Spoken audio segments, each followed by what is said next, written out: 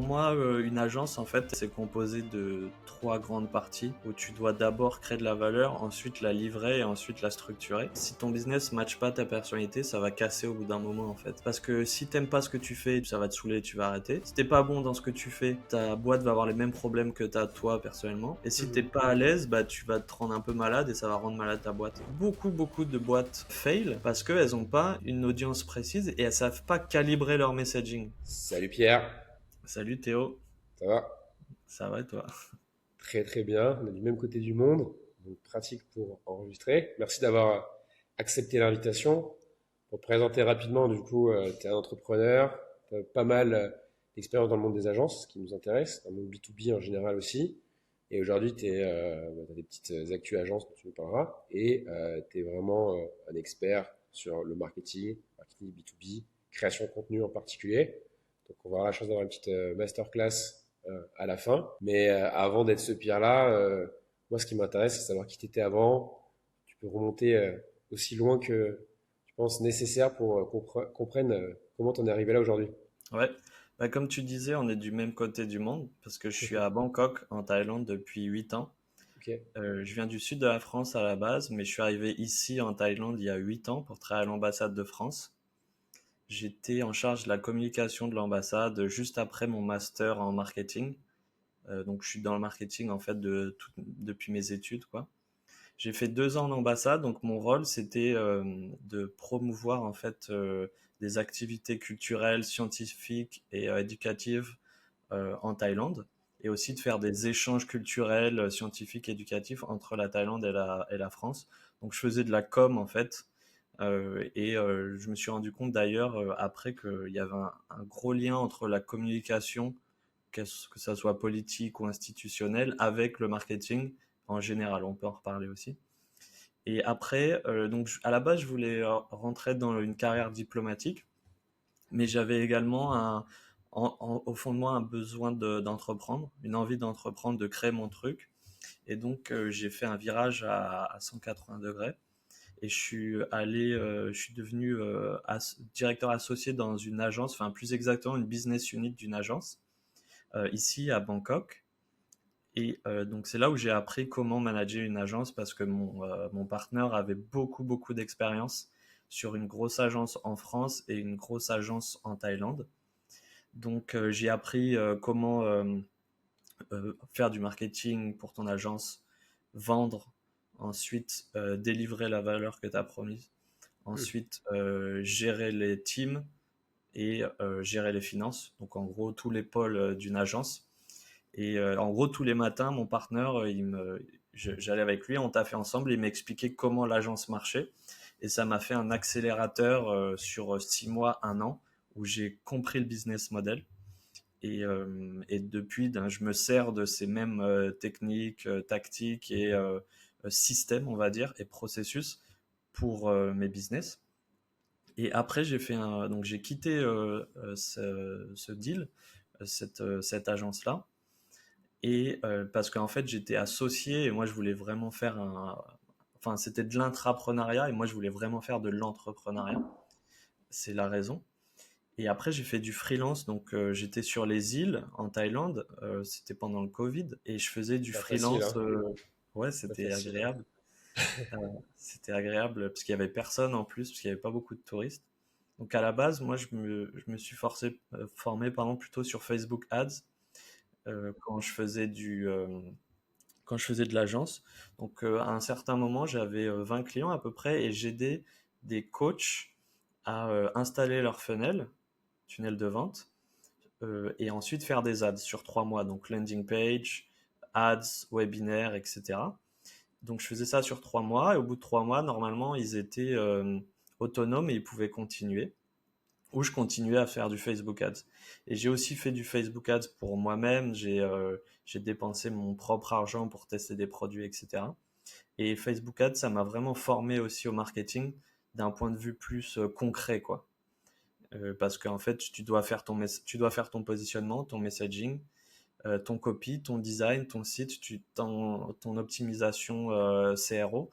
Donc, ça te forme vraiment sur ton propre argent à faire de l'expérimentation, à analyser ces expérimentations et derrière à itérer en fonction des résultats. Donc ça a été très formateur pour moi. Et après, j'ai rencontré Alain, que tu as invité également sur ton podcast. Et on a monté Red Hot. On a fait Red Hot, on a lancé en septembre 2021. À la base, c'était bah, viens, on prend un designer à deux et on partage les frais. Et après, c'est devenu une agence. On a fait des missions de type commando. Donc en gros, on aidait des boîtes à faire le, le 0 to 1, pas en termes de 0 à 1 million de dollars de revenus, mais plutôt le, l'early stage, de savoir quelle est ton audience qui marche bien, quels sont tes messages qui marchent bien, sur quel canal. Et en fait, on faisait des tests sur des sprints. Bon, il y avait 4 sprints et un sprint, on testait un canal. Donc on va aller tester Facebook Ads d'abord, ensuite LinkedIn Ads, ensuite LinkedIn Content, etc. Donc on a eu un gros succès, une grosse croissance au début. On a recruté vraiment en courant. Donc on a pris Project Manager, on a pris ensuite web developer, ensuite ads, enfin toute la chaîne de valeur. Et on a plugué également des freelances pour pouvoir faire le travail et pour bah voilà, avoir de plus en plus de clients. Donc on a fait de 0 à 1 million de dollars en 14 mois. Et qu'est-ce que tu dirais qui a fait que ça a marché aussi vite, aussi bien? C'était quoi aussi votre cible? Alors, donc déjà, ce qui nous a permis d'avoir une forte croissance, c'est premièrement bah, tout le travail qu'on a mis, Alain et moi. Notre vie, c'était ça, en fait, tu vois. Donc ça, c'est vraiment il n'y a pas de secret. Alain, il est venu avec plus la partie vente, accélération, catégorie design, offre. Moi, je suis plus venu avec la partie processus, système, stratégie. Et en fait, ce mélange-là, ça nous a permis d'avoir une bonne boîte dès le début. Et après, donc ça, c'est notre rôle en tant que fondateur. Le deuxième, c'est en effet qu'on avait une offre qui plaisait vraiment avec un gros market fit. C'était du commando. C'était assez trendy à cette époque parce que ça avait été lancé par Germinal. Et nous, on avait repris un peu ce format-là, mais on l'avait fait à notre sauce. On l'avait un peu amélioré sur certains aspects.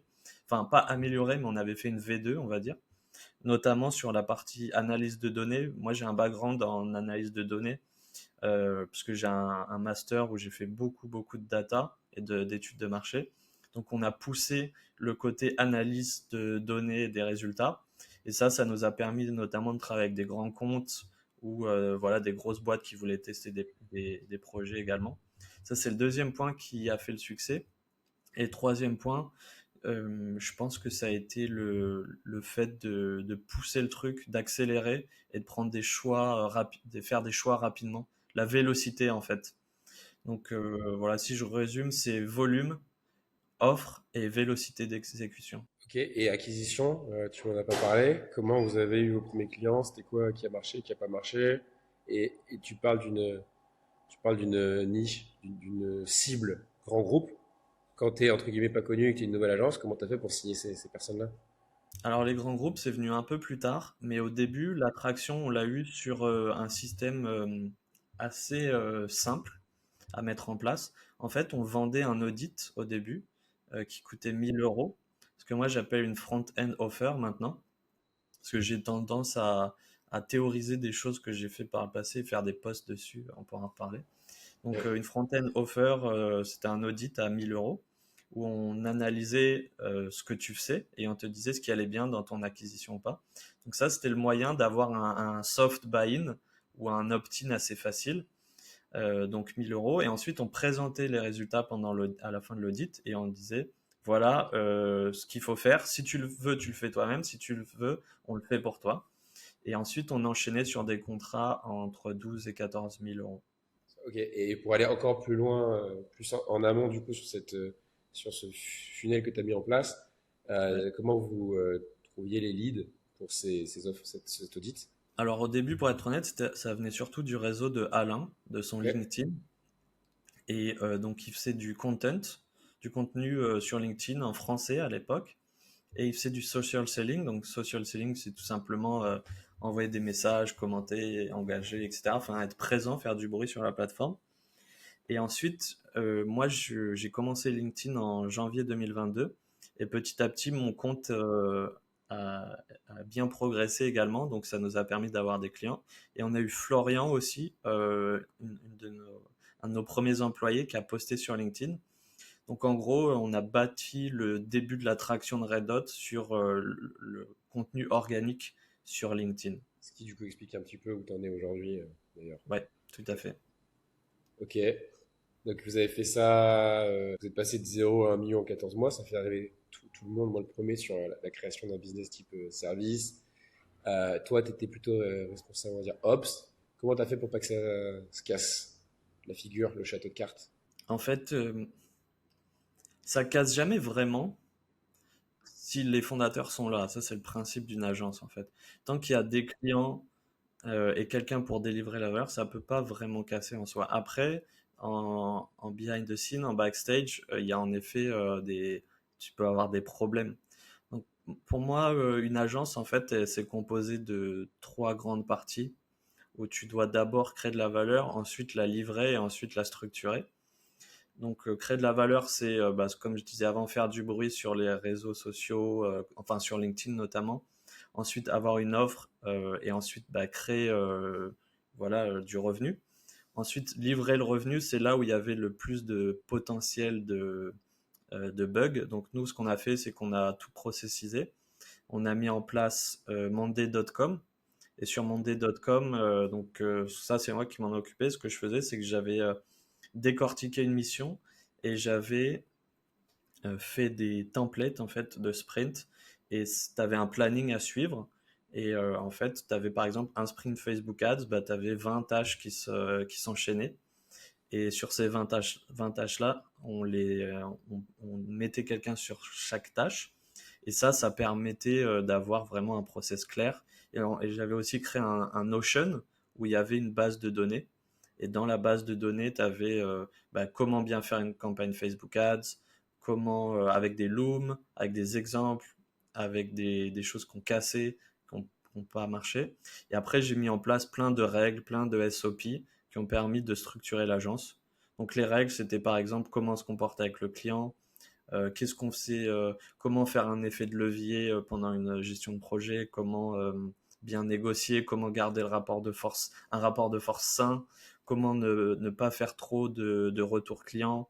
Voilà, beaucoup de règles qui étaient d'ailleurs prévalidées au moment de la contractualisation. Parce que tu peux pas d'un coup dire ah non en fait c'est que deux révisions. Tu es obligé au moment du contrat de bien expliquer le scope of work. Et ça c'est un travail que je tenais de mon agence d'avant. Et voilà, donc j'ai mis tout ça en place. Ouais, c'est impressionnant et je pense que toutes les agences rêvent, enfin, devraient avoir ça pour vraiment réussir. Après, c'est quand même aussi dû à un point dont tu parlais avant qui est vous avez des offres packagisées, standardisées. Donc ça t'a permis. Puis tu avais aussi un market fit. Si demain tu changes, c'est bête, mais moi tu vois, j'ai eu une agence SEO et franchement, je sentais que quand tu fais un peu la même chose que tout le monde, t'as beau lire des Hormozy et compagnie, c'est très très dur, je trouve, de se différencier. Par contre, quand tu as quelque chose qui est un peu unique, un peu nouveau, comme ce dont je parle, je trouve que c'est quand même beaucoup plus rare qu'une agence entre guillemets classique. Si tu sens que tu as product market fit, ça va un peu plus. Enfin, tu sens que quand tu travailles, il y a du ROI. Ensuite, le côté packagé permet du coup de faire ces SOPs. Et là, je pense que toi, tu es très très bon, ça se sent là-dedans. Après, ma question, c'est, j'imagine que tu me parles de tant qu'il y a les fondateurs, ça va. C'est-à-dire que tout ça, tu l'as fait a posteriori. Au début, vous le faisiez vous-même, vous iteriez. Et quand tu l'as fait un certain nombre de fois, tu dis, ah ok, ça y est, on peut commencer à le structurer pour pouvoir le déléguer. Je veux dire que c'est la première étape.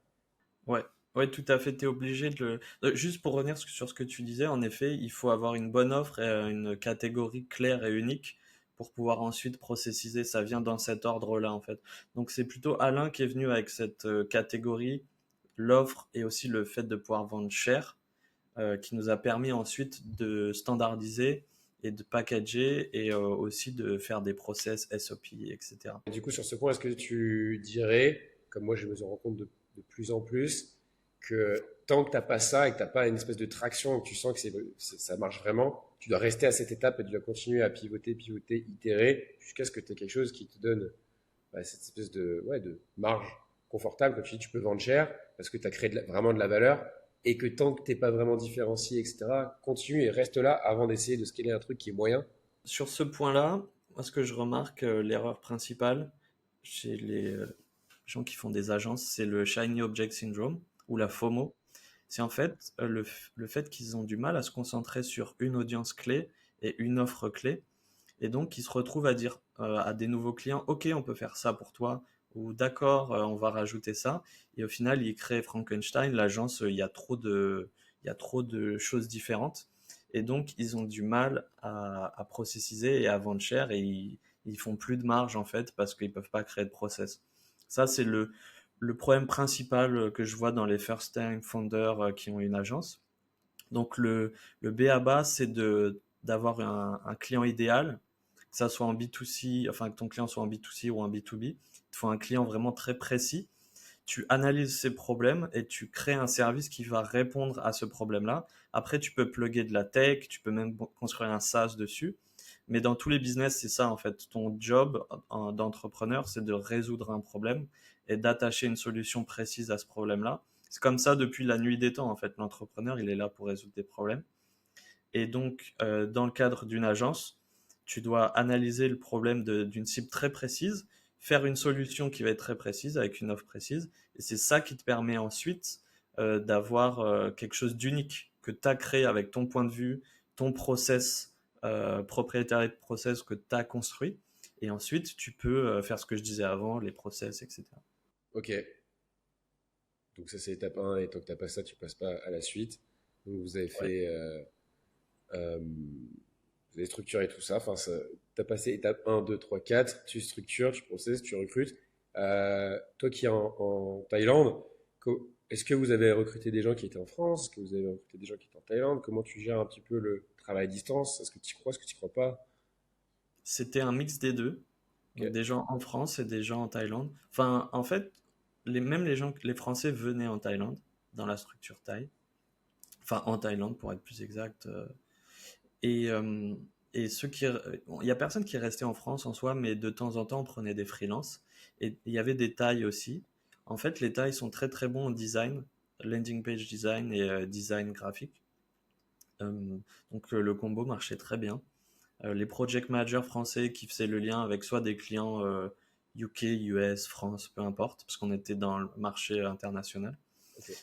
Et après, sur la partie livraison, production, on avait des Français, des Thaïs, aussi des Américains, Anglais. On avait beaucoup de monde en fait de différentes nationalités. Est-ce que juste le fait de bien structurer tes process, tes SOPs, faisait que tu pouvais prendre quelqu'un qui était entre guillemets, d'un niveau normal et il était élevé par ses process, ou est-ce que c'était quand même hyper important et hyper difficile de trouver vraiment quelqu'un qui est hyper smart et qui est capable de délivrer ce que vous faites, c'est cher, c'est high value.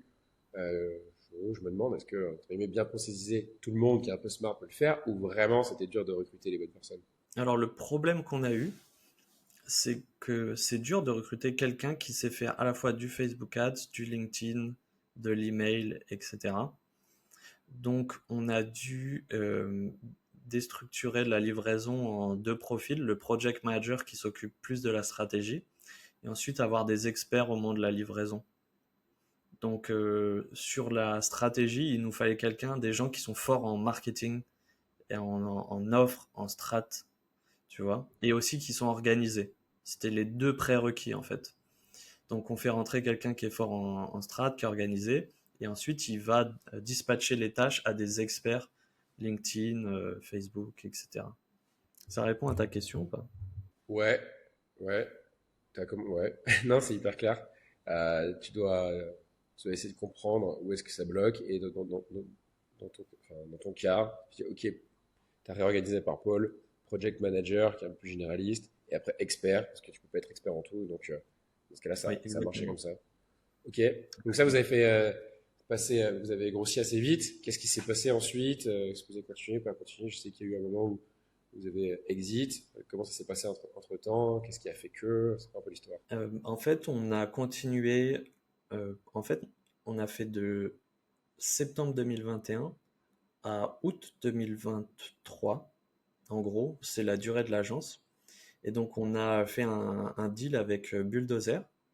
En, Ça s'est fait en septembre 2023. Et bon, pour nous, c'était une bonne opportunité.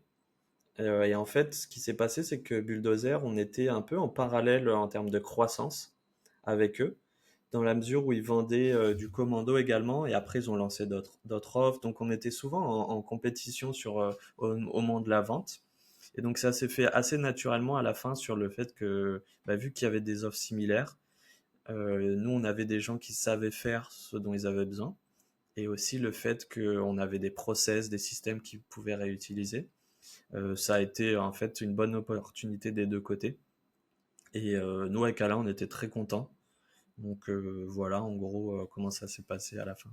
Et c'était il y a un an, Ah ouais, exactement. voilà, septembre 2024. Ok, et vous étiez, j'imagine que si vous décidez de dire, ok, on se laisse, enfin, on fait un deal, c'est que vous avez peut-être envie de passer à autre chose. Vous en étiez où? Et du coup, entre-temps, qu'est-ce qui s'est passé? Qu'est-ce que tu as fait, toi, de ton côté? En fait, pourquoi on a fait ça, c'est surtout pour l'opportunité en soi. Parce que Ok. nous, avec Alain, on est bon en 0 to 1 en fait. Tu vois, lancer quelque chose, faire du market fit et derrière l'opérer, même si moi j'ai des très bonnes bases en opération, c'est pas ce que je préfère non plus. Donc on a choisi de faire ça et après de chacun de notre côté on a lancé autre chose. Par contre avec Alain on collabore toujours sur des missions, toujours en très bons termes, on bosse sur du growth ensemble, notamment pour des grands comptes. Et ah d'ailleurs on n'a pas parlé des grands comptes, on pourra en reparler. Et ensuite donc lui il est parti sur la partie AI et moi je suis parti sur la partie contenu. Pourquoi je suis parti sur la partie contenu, c'est qu'en fait, je me suis rendu compte que nous, on a basé notre boîte sur le content, notamment sur LinkedIn, mais après, on a fait newsletter, enfin, Alain faisait beaucoup de podcasts aussi. Donc, content plus social selling et du warm outbound aussi. Warm outbound, c'est en gros, tu vas faire de l'outreach, soit en DM, soit par email sur des gens qui ont déjà vu ton contenu, donc qui te connaissent déjà, au lieu d'aller toujours chercher des gens qui te connaissent pas. En général, t'as un panier de gens qui sont vraiment intéressés de base. Et voilà, je me suis rendu compte de ça. Et donc, je suis parti sur la partie contenu. Et à ce moment-là, donc en octobre 2023, je fêtais les 50 000 followers sur LinkedIn. Et donc, j'ai décidé de double down sur le content. Donc, j'ai fait LinkedIn. Enfin, j'ai continué LinkedIn. J'ai lancé YouTube, qui est très dur d'ailleurs. J'ai continué une newsletter. J'ai lancé une newsletter payante. J'ai fait plein de e-books, j'ai lancé un blog, j'ai fait des podcasts comme là actuellement. Et en fait, voilà, j'ai fait un all-in sur le content et j'apprends à mes clients à faire la même chose en gros. Le 0 à 50 000, surtout à l'époque où tu as commencé, c'était pas non plus, t'as pas commencé en 2015, quoi. LinkedIn, c'était déjà un peu compliqué. Là, en un an en plus, du coup, tu as continué et t'as encore plus explosé. Je dirais quand même que peut-être une fois que tu passes un certain seuil, après, si tu continues, c'est que tu as trouvé ton market fit et, entre guillemets, c'est pas forcément plus facile, mais tu es déjà dans une autre sphère. Mais du coup, tu as réussi, toi, en même temps de gérer une agence, à te faire ton personal branding et passer à des chiffres qui sont déjà le rêve de beaucoup de personnes. Donc, je comprends qu'on puisse te croire là-dessus. Tu voulais faire un petit point sur les grands comptes, avant que du coup on parle de contenu.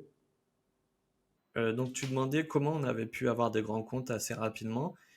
Donc ça, c'est pas les mêmes canaux d'acquisition. C'est Ok. pas tu fais un post LinkedIn et te contactes, ça marche rarement comme ça. Donc tu as deux types en gros de d'acquisition grand compte.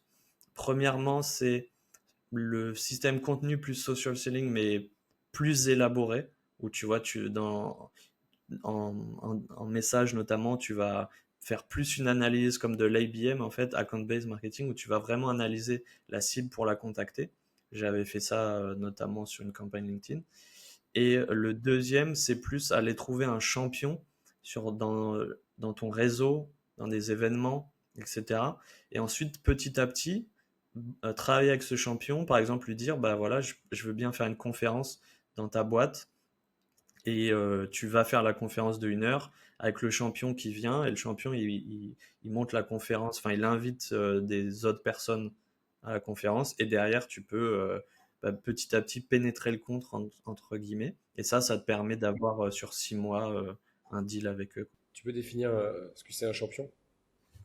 Alors un champion c'est une personne dans ton client cible qui va t'aider à vendre ta solution parce qu'il y croit. Et en général, ça va être une personne soit mid-management jusqu'à VP, mais c'est rarement les C-level, c'est plutôt à ce moment-là. Et en gros, il va te découvrir soit dans un événement, une conférence ou peut-être même sur LinkedIn.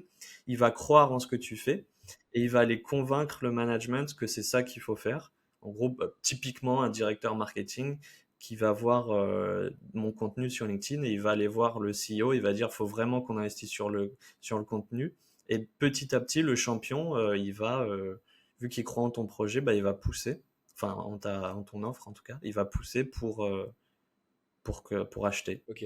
Donc là, c'est vraiment dans les plus gros groupes et c'est quelqu'un qui est déjà dans ce groupe. Je dirais que ça peut aussi s'appliquer à un peu, on va dire, quelqu'un qui a déjà la communauté que tu cherches à toucher.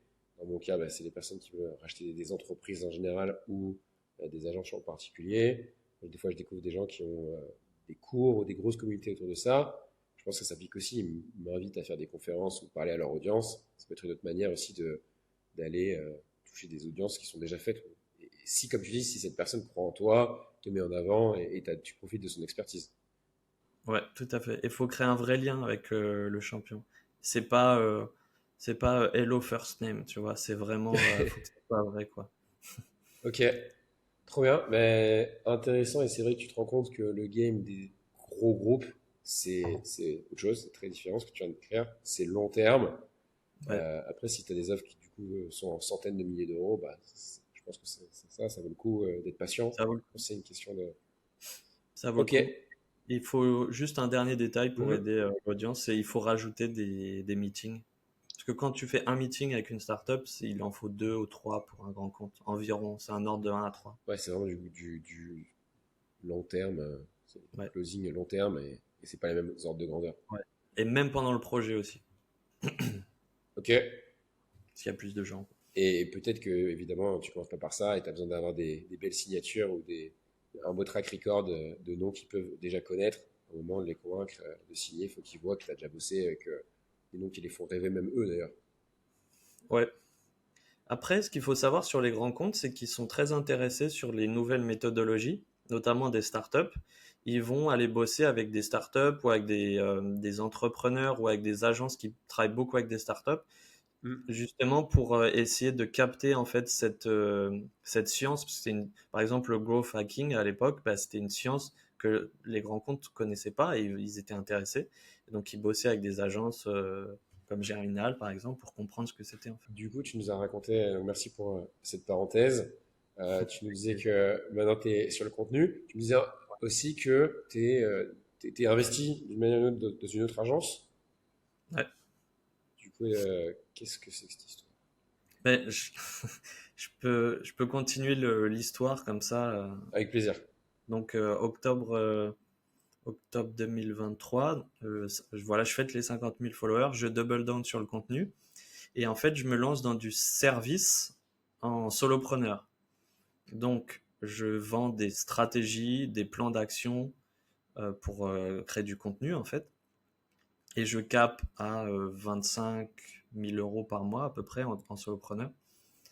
Et je me dis, il faut que je transitionne vers du produit pour pouvoir aller plus loin parce que j'ai un objectif de monter le chiffre d'affaires. Et donc, je transitionne vers du produit. Je crée un cours en fait et une newsletter payante. Donc, comment je fais ça? Je fais en gros un audience first business. J'ai une 50-60 000 followers. Je vais faire un test de messaging. Donc, premièrement, je fais un formulaire et je demande ce dont ils ont besoin. Donc content strategy, B2B marketing, content creation, je fais plein de choses comme ça. Enfin, plein de choix. Ça, c'est le premier élément. Deuxième élément, c'est pendant tous les coaching calls que je faisais des power hours à 300 euros de l'heure. Ben, je capte quel est leur problème et quelles solutions ils ont besoin, dans quelles solutions ils ont besoin. Et après, j'utilise toute cette donnée pour créer un produit. Et après, je crée un produit pendant un mois et demi à peu près. Donc, écriture, studio, post-prod, création des checklists, etc. Et ensuite, je lance le produit en avril 2024. Et donc là, à ce moment-là, 70 000 followers ou 80 000, je sais plus. Et je lance ça et ça marche bien.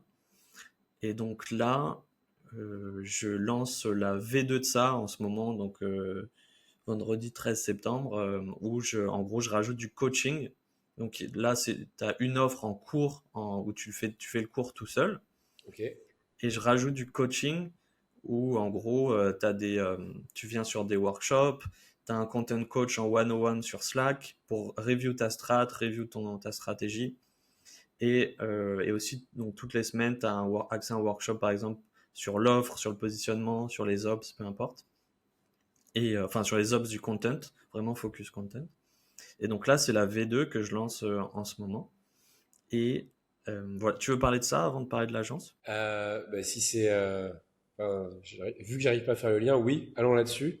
Et juste, du coup, là, ça m'inspire une première question. Et après, on va parler justement bah, de comment, donne-moi ta stratégie pour que je puisse faire du contenu pour moi et pour toutes les autres agences. Tu nous as montré une infographie qui est intéressante.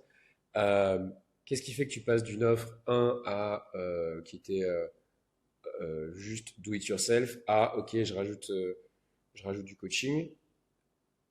C'était quoi le learning qui a fait que maintenant tu as cette V2? Bah, il y a deux logiques. Il y a premièrement le fait que ça va beaucoup aider mon audience. Parce que des fois, tu as besoin d'un coach pour t'aider à faire des choix sur ta stratégie et à ensuite avoir des reviews sur ton contenu. C'est des fois, tu es un peu bloqué. Tu dis, est-ce que je publie ce e-book ou est-ce que je publie ce post? Je sais pas. En fait, tu as juste besoin de parler à un coach pendant 10 minutes, ça te Hmm. débloque. Et donc, ils ont vraiment besoin de ça, premièrement. Et deuxièmement, bah, il y a une logique business également derrière. Ça permet de faire grossir la boîte, pardon. Donc voilà, les deux logiques, logique marché et business classique. Et est-ce que tu dirais que tu aurais pu commencer par directement cette deuxième offre ou est-ce que tu as eu besoin d'avoir la V1, continuer à avoir des feedbacks et des utilisateurs pour comprendre ce qu'ils voulaient entre guillemets dans la V2? La manière dont je l'ai fait, normalement, c'est dans l'autre sens. En général, les gens commencent avec une cohorte. Ils font Ok. une cohorte de, admettons, 20 personnes. C'est un bootcamp quoi, de un mois. Et ensuite, ils font des interviews avec tous les participants. Et ils vont faire un produit à partir de ça, qui peut être fait en do-it-yourself. Moi, j'ai fait l'inverse parce que j'avais déjà la donnée des power hours, des coachings, etc. Donc, c'est pour ça que j'ai pu le faire. Mais si par contre, vous n'avez pas cette donnée-là, partez d'abord sur le cohorte. Enfin, déjà, même avant de faire une cohorte, faut l'avoir fait pour soi, forcément. Parce que c'est vrai qu'en formation, il y a beaucoup de gens qui vendent des choses qu'ils n'ont pas fait pour eux-mêmes. Donc, ça, bah, après, les clients le voient en général, hein. Ils savent, même avant d'acheter, qui est sérieux et pas sérieux. Donc d'une manière ou d'une autre, il faut trouver comment récolter cette data. Toi, tu avais l'audience pour pouvoir la récolter. Sinon, tu dis cohorte, mais au-delà de ça, déjà les one-to-one, tu vends quelqu'un qui veut One se to one. lancer. En vrai, entre vendre de la formation ou vendre son expertise, comme nous en marketing globalement, quand tu as une agence, ça, je trouve que c'est assez similaire. Et j'ai l'impression que l'avantage de nos marchés, c'est que tu peux au début vendre ton temps en one-to-one et commencer immédiatement, même si t'es pas cher. Tu as déjà des vrais clients qui ont des vrais problèmes et du coup, tu te bases sur ce qu'ils disent et pas sur tes idées de la Tout à fait. réalité. Ça, c'est le process parfait. C'est vraiment le process parfait. Tu commences sur une compétence. Ça, c'est plus niveau freelance en général. Tu commences sur une compétence que tu as. Tu analyses le marché pour savoir s'ils ont besoin de cette compétence. Tu t'apprends une autre compétence si besoin ou tu l'optimises. Ensuite, tu vends à l'heure, par exemple, ou à la journée, peu importe. Ensuite, tu as assez de données pour créer une offre de service. Tu crées ton offre de service qui répond à un problème. C'est une solution. Et derrière, si tu as fait ça assez de temps pendant 3, 6 mois, 12 mois, ce qui est important, c'est la vélocité et le volume, bah derrière, tu peux créer une cohorte. Cette cohorte-là, tu vas la vendre à 20, 30, 40 personnes. Et derrière, tu peux faire un produit de type formation do it yourself. Ou l'inverse, comme j'ai fait moi, si dans tous les cas, j'avais déjà 8 ans d'expérience dans le marketing aussi, donc c'est pour ça que j'ai pu le faire. Et puis après, il y a aussi un côté préférence humaine. J'allais te poser ces questions. Toi, tu es passé d'une boîte hyper dynamique avec plein de monde à maintenant, je suis tout seul avec Ouais. Word. Je pense que tu sais pas Word, mais à écrire mes posts. Est-ce que c'était aussi important pour toi? Est-ce que tu as vécu les deux et tu dis non, j'ai envie d'être, entre guillemets, plus Ouais. dans une boîte light, solopreneur? Je pense que tu as raison. Je pense que j'avais besoin aussi d'être plutôt dans mon labo de recherche et développement que d'être entouré de 20 personnes et de répondre tout le temps aux questions. Donc ouais, tu as raison. C'est, Ça, c'est- c'était important pour moi. ouais, après, c'est ça, c'est des choix personnels. Il faut savoir ce qu'on a envie de faire et C'est là-dessus, des il faut pas. phases aussi. Et c'est aussi des phases, totalement. Donc, en effet, carrément, pour que tu nous expliques un peu voilà, comment toi t'as fait finalement, comme tu dis, toi tu vois quelque chose que tu as fait et tu continues de le faire et de prouver que ça marche. À chaque fois que je vois sur ton profil, le chiffre m'affole. Euh, du coup, finalement, ouais, comment toi t'as fait pour en arriver là? Et puis, t'avais une infographie un petit peu sur laquelle on voulait se baser pour nous expliquer demain, quelqu'un qui a une agence, comment il devrait communiquer au niveau de la création du contenu. J'allais dire communiquer sur LinkedIn, mais je pense que tu nous en parleras. Il y a le message et puis il y a la diffusion du message. Donc là, ça c'est en fait, c'est pas que du contenu, c'est B2B marketing plan, mais c'est marrant parce que finalement ça résume ce dont on parle depuis tout à l'heure. Ok. Donc c'est une infographie. En fait, donc pour donner le contexte, moi je publie des infographies tous les jours sur LinkedIn, comme tu peux le voir ici. Donc il y en a qui font littéralement des millions de vues en fait. Et parce que j'ai remarqué que les gens sont intéressés, ils aiment apprendre visuellement. Et donc ça aide. Et j'ai basé mon cours là-dessus aussi. Il y a beaucoup, beaucoup d'infographies sur mon cours. Donc voilà, vous pouvez aller voir, Ouais. il y en a plein. Déjà, le site et la page de vente est incroyable, elle est hyper visuelle. Et maintenant que tu me dis ça, voilà, je comprends d'où ça vient. Et c'est vrai que c'est agréable juste à regarder, quoi. Ouais, et les couleurs aussi, la consistency dans les couleurs, ça m'a permis de me démarquer. D'ailleurs, c'est ça aussi qui m'a permis de passer de 30 000 à 100 000 followers, en fait. C'est d'injecter cette compétence design que j'ai, parce que c'est moi qui l'ai fait, ces infographies, que je fais depuis, je fais des infographies depuis super longtemps. Même au bac, tu sais, je faisais des fiches Bristol, des infographies. Et donc, c'est ça qui m'a permis d'arriver à maintenant 115 000, je crois, followers. Voilà. Donc ça, c'est un plan marketing qui est très actuel. C'est ce qui marche en ce moment, selon moi. Donc tu commences ici, tu as les fondations de ta boîte. Donc ça vaut typiquement pour une agence. C'est ce que j'expliquais avant. Donc choisir ta target audience, ton ICP. Ensuite, aller trouver leurs pain points sur des calls, des interviews, peu importe. Grâce à ça, tu vas faire ta proposition de valeur. Donc, comment en fait tu vas régler ce problème-là, avec quel processus, avec quelle offre, etc. Ensuite, le positionnement. Donc, comment tu positionnes ta boîte par rapport au problème. Ça, j'ai une métaphore sur les docteurs. Quand tu vas chez le docteur, imagine le docteur te donne 10 solutions possibles. Tu vois, tu as mal au pied, il va te dire, ah, peut-être il te faut des médicaments, ah, peut-être du rehab, peut-être il faut que tu ailles voir cet autre docteur. Et donc, tu lui fais pas confiance parce qu'il te donne trop d'options possibles. Et il perd son autorité en faisant ça. Et donc, toi, en tant que ton agence, c'est un peu la même chose, même si c'est moins sérieux, on va dire. Il faut que tu aies une vision, un point de vue sur comment régler le problème.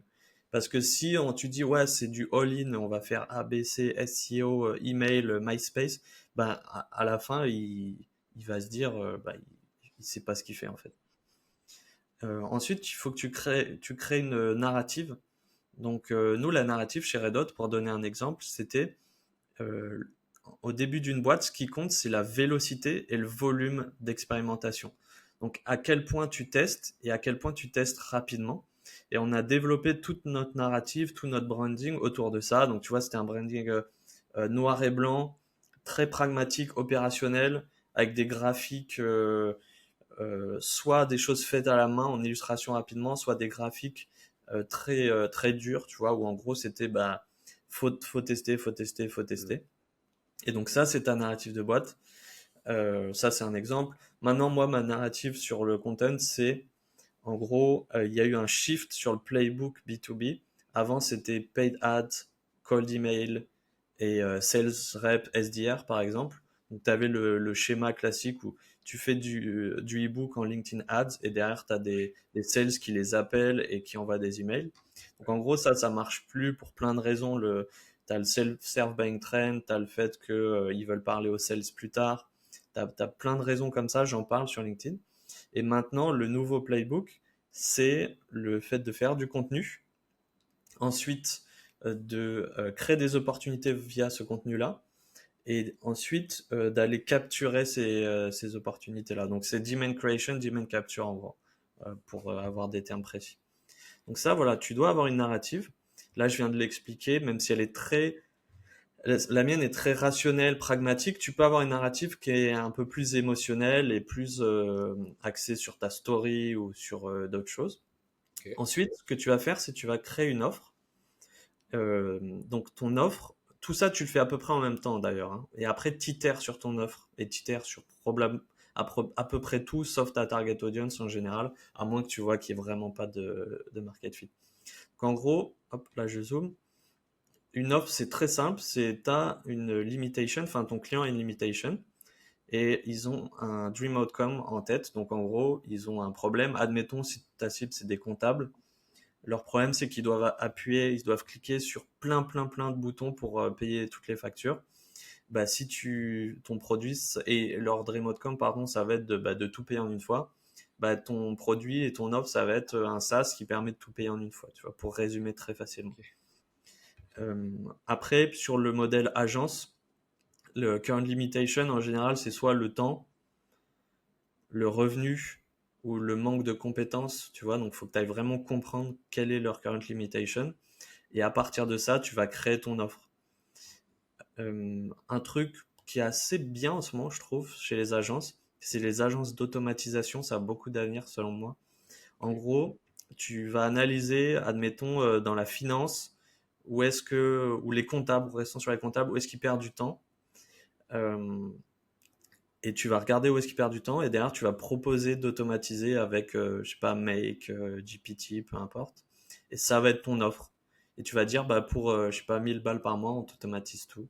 Toutes les tâches et tu gagnes 20 heures par mois, tu vois, un truc. Et ce que je trouve intéressant là dans cet exemple, c'est que t'as pas dit je fais une agence d'automatisation et puis selon à qui je parle, j'automatise ce qu'il y a besoin. C'est non, j'ai une skills et un intérêt. Je pense qu'il faut aussi remettre au milieu du truc, mes intérêts perso, mes skills perso. Toi, tu parles du fait que tu es bon en infographie, t'en Mm. es là aujourd'hui, bah, t'as mis toutes les choses en fait qui font que tu es toi ensemble pour mener à ce résultat final. Donc, il faut que ça te ressemble et que ça ressemble à tes skills.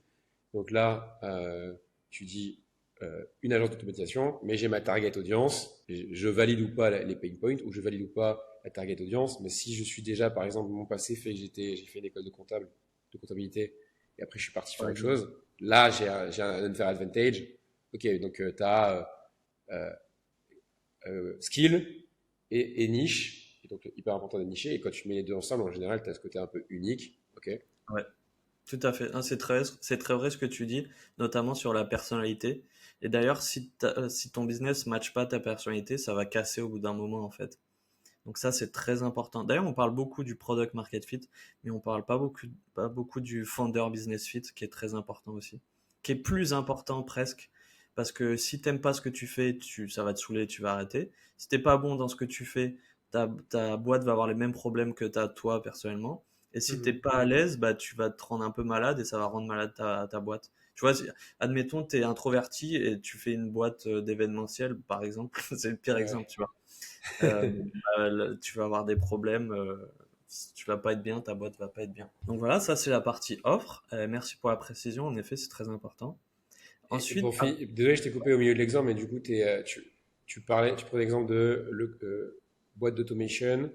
Donc, je veux cibler les comptables. Bon, ouais, en fait, tu l'as fini un peu l'exemple, mais ou je sais pas si tu voulais le développer, mais c'était OK, bah, je vous fais économiser 20 heures par mois et c'est pour 1000 euros par mois. ouais. Et pour finir sur l'exemple, si tu as besoin d'une précision, c'est dans ce cas-là, il faudrait vraiment avoir un gros case study, une bonne étude de cas, parce que si tu es juste sur gagner 20 heures par mois, c'est pas assez tangible en soi. Mais si tu as un tableau, par exemple, à la fin de ton case study qui dit, voilà, passer de 3 heures par jour à 1 heure par jour en paiement d'invoice, passer de ça à ça, tu vois, il faut que ça soit très précis en fait, il faut que ça soit ancré dans leur quotidien. Parce que gagner 20 heures par mois, c'est pas tangible au final, on se rend pas vraiment compte. Alors que si tu l'attaches à une tâche, Ouais, et puis c'est générique, alors que là, ce que tu donnes, et qui à mon avis est très très vrai dans ce tout que à tu fait. dis, c'est hyper niché, hyper adapté à. En fait, tu veux pas être une agence SEO, tu veux être une boîte qui ramène des clients chez le charcutier. C'est bête, mais le charcutier, c'est comme ça, il veut des clients, il veut pas du SEO, par Mm. exemple. Donc, Ouais, ça. Et puis oui, si t'as la possibilité, par exemple, de le faire la première fois, je sais pas, gratuitement, parce que ton cousin, il est comptable, et que du coup, ton offre, ça peut être comment telle personne économise 4 heures sur son paiement enfin, sur une tâche de comptable. Je sais pas bien ce qu'ils font. Ils font ouais. des Excel. Ok. C'est vrai. Est-ce que l'exemple du charcutier, juste une précision, c'est en fait ça va dépendre du niveau de maturité, plutôt d'éducation de ton prospect par rapport à ton service. Typiquement, ce que tu donnes comme exemple, c'est très vrai. Un charcutier, il s'en fout du SEO et lui veut plus de gens qui viennent acheter du jambon. Et de l'autre côté, un directeur marketing, lui, il veut pas que tu dises boost your revenue, tu vois. Il veut des trucs très précis sur le SEO. Donc, il faut évidemment s'adapter à ta cible. Et c'est pour ça d'ailleurs que beaucoup de boîtes fail parce qu'elles n'ont pas une audience précise et elles savent pas calibrer leur messaging. D'ailleurs, c'est un bon lien avec la prochaine partie qui est le messaging. Une fois que tu as tes fondations, que tu as ton offre, tu dois faire ta stratégie de messaging et j'ai bien rajouté un stick to it. En fait, il y a un biais cognitif ou plutôt un concept en psychologie qui est l'effet de répétition. Et en gros, si tu répètes pas l'information, les gens ils vont pas comprendre. C'est aussi simple que ça. Donc il faut que tu sois très clair d'abord sur ton positionnement ici, comment tu vas régler le problème. Ensuite, à partir de ça, tu crées ta stratégie de message. Admettons 3 messages clés que tu vas utiliser et répéter. Et ensuite, tu stick to it. Et stick to it, ça veut pas dire 2 semaines, tu vois. Parce que maintenant, la génération, enfin pas la génération, mais le problème des vidéos short, etc., c'est que ça nous donne un cerveau où on pense que tout arrive en 15 secondes, en fait. Mais pas du tout. Donc, en gros, il faut vraiment, pendant 3 mois, tu dis toujours, tout le temps la même chose avec des angles différents. Et ça te permet de créer ton positionnement. D'ailleurs, tu as un positionnement qui va être désiré, c'est ce que tu désires. Tu désires être positionné sur un marché. La différence entre ton désir et le positionnement réel, c'est cette stratégie de messaging. Parce que si, par exemple, quelqu'un qui veut être perçu comme, comment dire, généreux, tu vois, il veut être perçu comme généreux en tant que personne, mais à chaque fois qu'il faut payer l'addition, il part aux toilettes, ou à chaque fois que tu demandes de t'aider, il, il s'en va, tu vois, il répond non. Bah, lui, il veut être perçu comme tel, mais son positionnement réel, c'est l'inverse de généreux, tu vois. Et la différence entre les deux, ça va être les actions et les messages qu'il va mettre en place. Voilà, pour faire un parallèle très clair sur la vie perso, quoi. Donc, une fois que tu as tout ça, tu vas faire ta stratégie de contenu. Et là, j'ai mis pour moi les 5 canaux qui sont top en B2B. Donc LinkedIn dans l'ordre, hein. LinkedIn, YouTube, Substack, X et les PDF, donc X anciennement Twitter, et les PDF très très utiles, les e-books, les case studies, etc. Ne négligez surtout pas cette partie, c'est très important. D'ailleurs, là, si je le sais aujourd'hui, je mettrai avant X les PDF. Et Substack, c'est les newsletters. Donc le mieux, c'est de commencer par LinkedIn, faire de l'expérimentation, poster sur un sujet très précis qui est en lien avec votre offre, etc. Ensuite, vous commencez à rajouter des vidéos assez courtes, 10 minutes par exemple, même en facecam, sur du Loom, ça peut marcher aussi. Et même si vous avez 100, 200, 300 vues, c'est pas grave en fait, c'est de l'audience B2B. Donc si quelqu'un regarde toute la vidéo de 10 minutes et qu'à la fin il y a un CTA avec une bonne proposition de valeur, bah, vous faites peut-être un client à 2 000 € en fait. Ou sur une LTV à 15 000, vous faites 15 000 €. Donc il ne faut pas trop regarder le nombre de vues sur YouTube. Sur LinkedIn, oui, mais sur YouTube, pas trop. Et en plus, j'imagine que du coup, quand tu fais des vidéos YouTube, ça te donne des choses aussi à poster sur LinkedIn. Tu vas poster à propos de ta vidéo. Un bon post, t'en fais une vidéo. Une bonne vidéo, t'en fais un post. T'en fais plusieurs posts même. Donc c'est. Tout à fait. Et ensuite, tu fais des ponts, comme tu dis. Tu fais ça, on pourra en reparler dans probablement notre podcast, mais un système de repurposing avec j'ai deux techniques, c'est extend et cut. Et comment étendre ton content ou comment le cut. Et ensuite, tu fais des ponts entre ton Substack, ton LinkedIn, ton YouTube. Et ton X c'est plutôt pour expérimenter. Tu vois, tu shootes 4 tweets par jour, 4 posts par jour, et tu vas regarder ce qui marche le mieux. Et les PDF, là, c'est plus case study, e-book, ou tu vois, si tu fais un article SEO ou une newsletter, bah, tu le designs, tu fais un PDF avec, etc. Donc, tout ça, sur la partie contenu, ça te crée des inbound demand, donc des gens de contact. Moi, tous les jours, il y a des gens qui me contactent grâce au contenu, tu vois. Et ça te crée des opportunités. Et ensuite, pas toutes les personnes vont te contacter, en fait, pour plusieurs raisons. Elles sont busy, peut-être elles ont de l'ego, elles pensent que c'est à toi de les contacter, ou peut-être que c'est pas le bon moment, etc., ou elles oublient tout simplement. Et toi, ton job, ça va être donc d'avoir un système de capture pour capturer la demande rentrante et aussi un système pour aller capturer la demande qui vient pas vers toi. Donc tu vas créer ta liste email avec des e-books gratuits, peu importe, tu vois, des masterclass, des webinaires. Et donc, Tu vas faire sous-entendu, du... certains des posts, LinkedIn ont un call to action en mode, si vous voulez ce contenu, bah, Ouais, mailing list. tout à fait. Parce que c'est le seul C'est un- outil enfin, la seule asset que tu possèdes, ta mailing list. Le reste, à partir de LinkedIn. Si demain, ils coupent ton compte, entre guillemets, Ouais, tout à fait, ouais. C'est important de faire une email list. Pour les agences, c'est bien aussi. En vrai, ça sert beaucoup. Et après, warm outbound, donc ce que j'ai expliqué au tout début, c'est au lieu d'aller contacter des personnes qui n'ont jamais entendu parler de toi, pourquoi tu n'irais pas envoyer des emails à ces gens-là qui t'ont déjà vu? Ça paraît vraiment bête dit comme ça, mais quand tu es dans le rush, tu vois, tu te dis, oh, faut faire une campagne cold email, bah, tu vas aller sur une database de 1500 personnes qui ne te connaissent pas, alors qu'il y a 1500 personnes qui te connaissent déjà, tu vois. Donc là, il faut avoir l'intelligence et l'organisation de prendre le truc en avance et dire, ok, je vais aller d'abord faire du contenu et ensuite contacter les gens qui ont vu mon contenu. ok. Et ça, tu Tu- traques, j'imagine, avec, avec SalesNav, par exemple. Ouais, tu as plusieurs techniques. Tu peux aller déjà dans ta liste email, le point 5 là que tu as. Tu peux aller regarder qui engage sur tes posts et qui commente. Ensuite, tu peux aller voir qui visite ton profil, notamment sur LinkedIn. Et déjà, ces trois choses-là, ça te permet de trouver, si tu postes bien, beaucoup, beaucoup de contacts potentiels. Après, tu as d'autres techniques, surtout aux US, parce qu'en Europe, avec l'RGPD, c'est interdit, mais tu as d'autres techniques aussi. C'est-à-dire, Pardon? pour ceux qui sont pas en Europe, par exemple, ce serait quoi?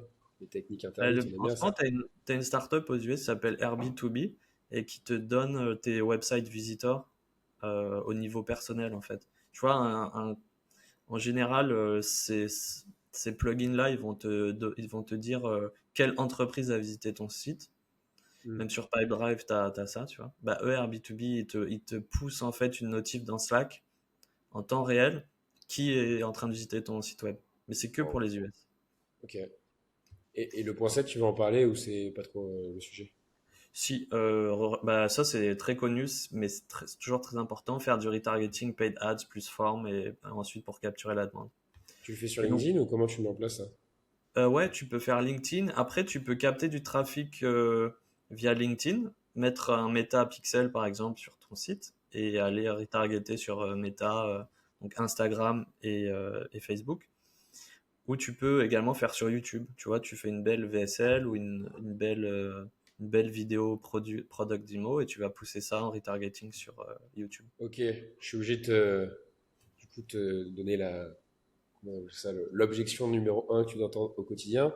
Moi, je vois ça, ça me fait rêver, mais je vais te dire, moi, j'ai pas le temps. J'ai mon agence, je fais comment pour mettre ça en place? Du coup, littéralement, est-ce que tu as enfin, comment tu fais en sorte que tes clients, une fois qu'ils ont la formation ou quoi que ce soit, ils passent à l'action, sachant que j'imagine que tout le monde a ses pensées limitantes comme mode, j'ai pas le temps, etc. C'est quoi un peu Hmm. le truc que tu as trouvé pour que les gens vraiment le fassent?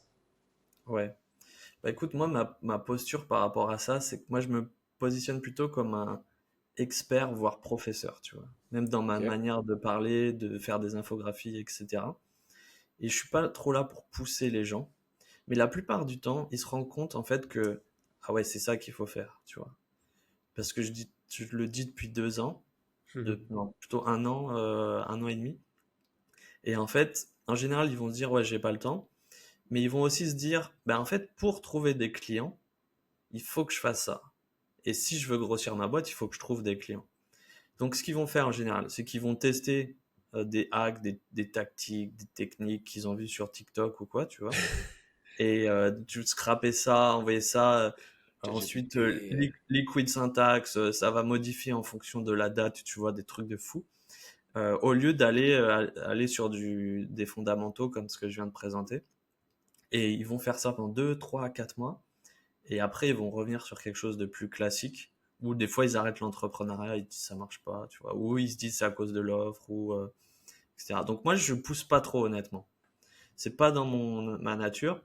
Par contre, j'ai en effet cette objection-là, j'ai pas le temps. Ben, moi, sur mon cours, par exemple, d'ailleurs, tout ce que je montre là, c'est exactement ce que j'explique dans mon cours, mais en détail et en step by step, qu'est-ce que tu dois faire de A à Z, quoi. Et la réponse à cette objection, c'est en fait le temps que tu vas prendre pour apprendre ça, bah derrière, tu vas le gagner sur le long terme, en fait. Parce que déjà, bah, admettons, tu prends le cours et j'en profite pour répondre à l'objection. Mais non, mais ça doit être tous les jours, donc Ouais, tout le temps. Tu prends le cours, tu apprends à faire ça rapidement avec des systèmes et de la bonne manière. Tu perds pas 4 mois à faire n'importe quoi avec des tactiques, à des techniques un peu bizarres. Première chose. Deuxième chose, ce que tu crées là, c'est un asset qui va se développer sur le long terme, notamment ta stratégie de contenu, ta personal brand, etc. Et ça, d'ailleurs, tu vas pouvoir le revendre aussi, parce que toi qui t'occupes beaucoup des reventes d'agences, c'est quelque chose qui est valorisé au moment de la revente, la marque d'une agence. Il n'y a pas que le MRR, il n'y a pas que, il y a la marque aussi. surtout dans ce cas-là, une fois que tu arrives à transitionner de personal brand à email Oui, list, à article de blog, à chaîne tout à fait. YouTube qui sont un peu moins personnels et ça qui peut être Tout transmis. à Enfin, fait. avant, je vendais du SEO et c'est ce que j'expliquais au quotidien. C'est dur, c'est long. Le SEO est quand même plus de prestataires à qui tu peux déléguer et nous, ce qu'on faisait, on faisait du. Alors, on était obligé de faire d'écrire pour les clients, sinon ils ne le mettaient pas en place et il n'y avait pas de résultat. Mais en effet, le côté où tu construis un actif valorisable et qui est en plus détaché de toi et de ton temps et de ta personne, euh, C'est primordial. c'est un gros oui. Ah oui. Ok, C'est primordial. Et en effet, par exemple sur LinkedIn, tu peux avoir une page perso et une page compagnie et les deux se communiquent. Donc là, je t'ai donné les deux points principaux. Et le troisième point, c'est comme je disais, il faut en fait trouver des clients et c'est le meilleur moyen de trouver des clients. Donc c'est tout en fait. Il y a pas ok. de, si tu le fais pas, tu vois, enfin, sur le long terme, c'est pas viable. C'est vrai qu'il y a beaucoup de moyens qui sont un peu en compétition pour comment trouver des clients B2B. Ça prend du temps, mais je comprends la logique et je pense que le temps il est jamais perdu une fois que tu as appris ces choses. Et même si tu as posté et que tu abandonnes au bout de 6 mois, tu as quand même construit quelque chose sur ton LinkedIn.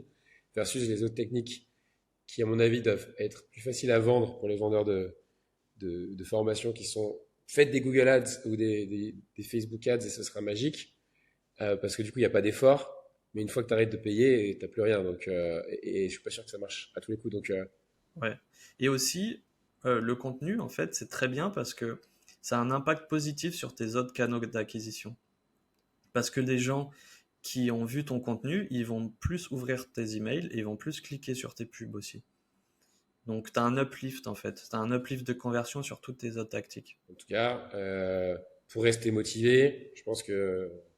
Ah, tu vois, si je pense en mode, OK, comment tu fais ça et comment tu restes consistant, parce que si j'ai bien compris, la clé de tout ça, c'est bien de le savoir, mais si t'es pas consistant, tu n'auras pas de résultat. Un peu comme le SEO. J'imagine, c'est comme tu disais, commencer petit, des petits posts LinkedIn, et petit à petit prendre la confiance, mieux écrire. Pas accepter qu'au début tu sais pas écrire, c'est nul peut-être, c'est mal écrit, mais à force de répéter et de réécrire, ça va aller.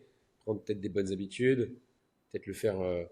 en groupe, peut-être avec d'autres gens et être motivé. Je sais pas si tu as une communauté par rapport à la formation, mais ça doit motiver. Voir que tu n'es pas le seul et que je crois que quand tu commences à avoir des résultats, bon, bah, t'arrêteras plus, quoi. Ouais. Je dis ça Après, pour m'auto-motiver, hein, ouais. à m'y mettre. Moi, pour être honnête, j'ai une discipline assez intrinsèque. Je sais pas pourquoi, je sais pas d'où ça vient. Je pense que c'est l'éducation et juste, il y a un truc à faire, je le fais en fait. Mais, euh, mais je sais qu'il y a des gens qui, peut-être que c'est parce que j'aime bien tout simplement. Et d'autres personnes, ça les saoule en fait de poster, faire des designs, etc. Et dans ce cas-là, en effet, faut se motiver avec d'autres personnes, ou sinon t'outsources au pire, hein.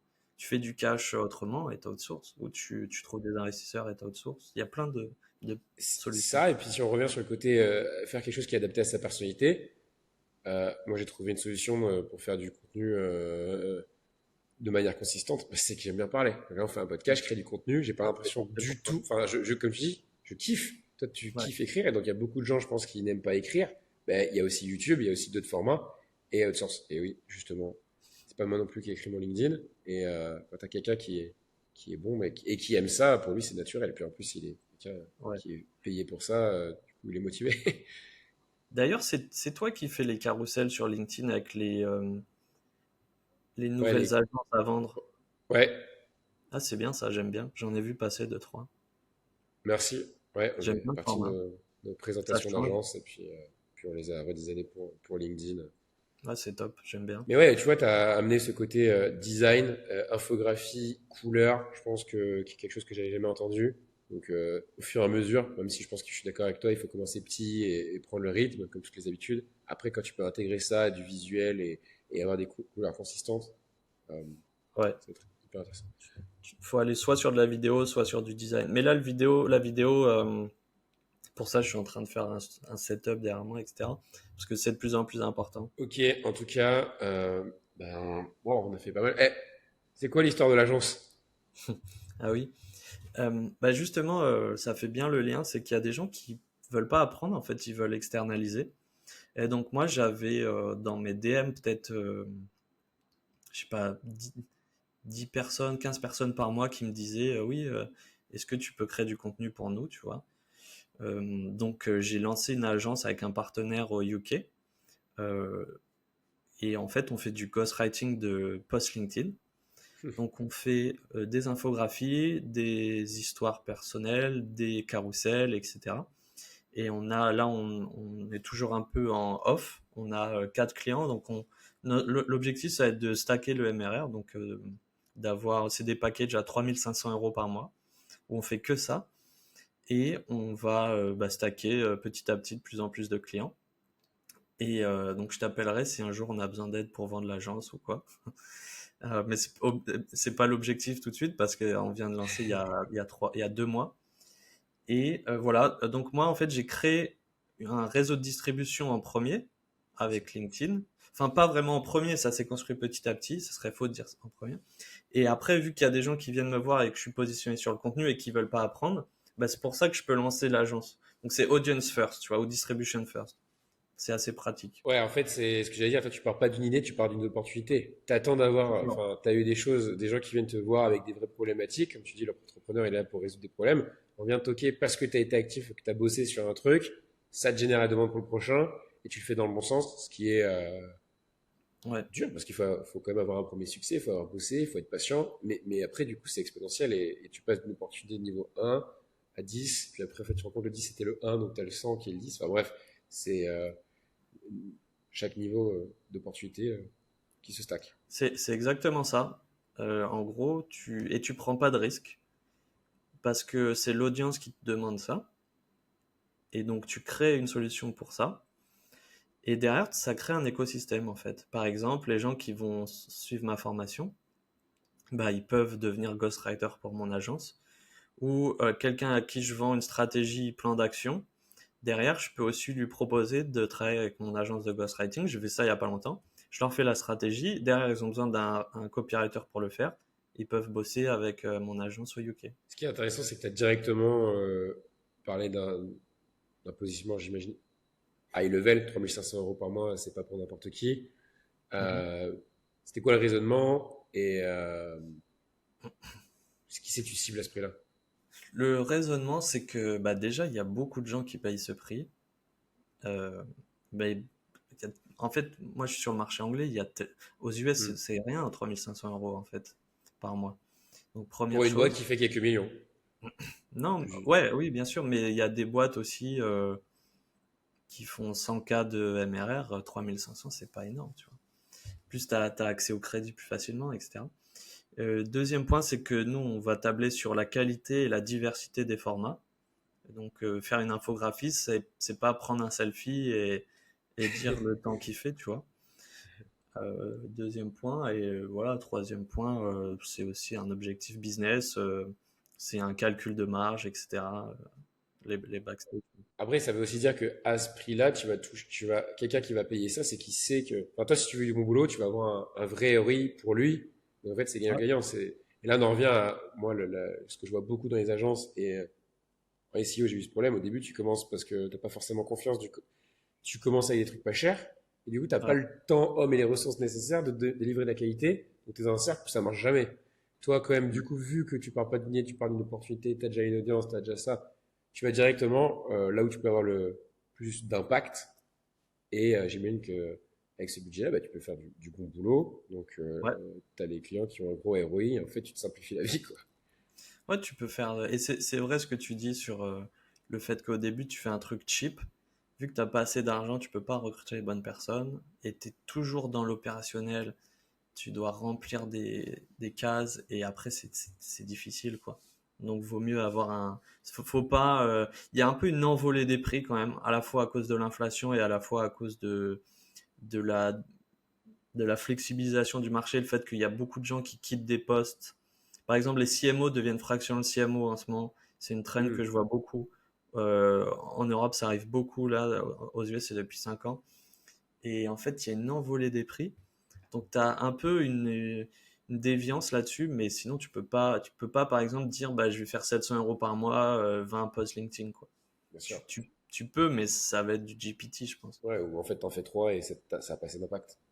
Ouais, exactement. Ok, mais je crois qu'on a fait le tour. Intéressant, du Yes. coup, cette nouvelle agence. C'était franchement la suite logique. Donc, Ouais, bravo. En plus, tu l'as fait avec un associé. Ça, tu sais, ouais. quelqu'un au UK. COO, ouais. L'associé COO, mais enfin, c'est le partenaire principal, quoi, qui Ouais, s'occupe donc, de toutes les ops. ok. Donc, cette fois, ça a inversé. Et toi, comme ça, tu peux avoir un peu plus ce rôle de vision et rester face que, a priori, qui est ta zone de génie actuelle, quoi. Ouais, bah, moi, c'est ramener des clients, euh, branding, et aussi les ops, donc il va s'en occuper, mais on va rester sur un business model très simple. C'est 20 postes par mois, 3 500 €, et c'est tout le temps pareil, tu vois. C'est facile. Il y a pas de dinguerie. C'est facile à comprendre.